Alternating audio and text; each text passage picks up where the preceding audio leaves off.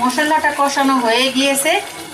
এই পর্যায়ে আমি দিয়ে দিব জায়ফল, জয়ত্রী, কিশমিশ আর বাদাম বাটা।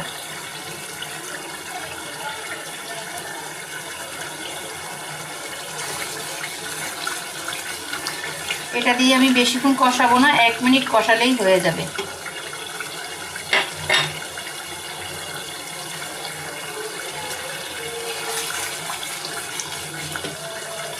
এখন দিয়ে দিব মাংস।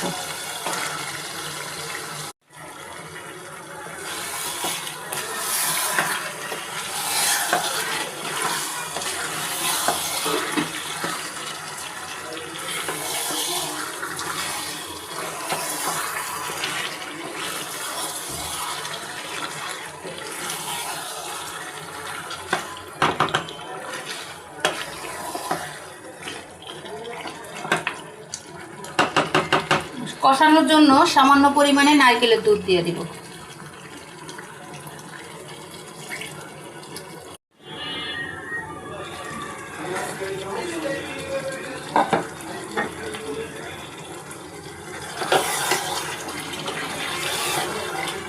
মাংসটা কষানো হয়ে গিয়েছে, এখন আমি নারকেলের দুধ দিয়ে দিব।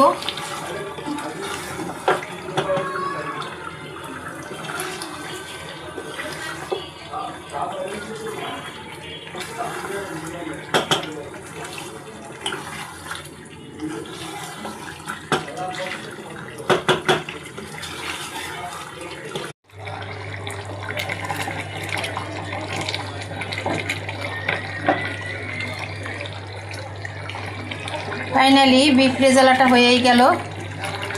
তা কার কার পছন্দ বিফ রেজালা অবশ্যই কমেন্টস করে জানাবেন। আর আপুর ভিডিও যদি ভালো লাগে তাহলে বেশি বেশি করে শেয়ার করে দেবেন। আপনি দেখবেন, ওনাদেরকে দেখার সুযোগ করে দেবেন। তো আজকের ভিডিওটা এখানেই শেষ করব। সবাই ভালো থাকবেন। আল্লাহ হাফেজ।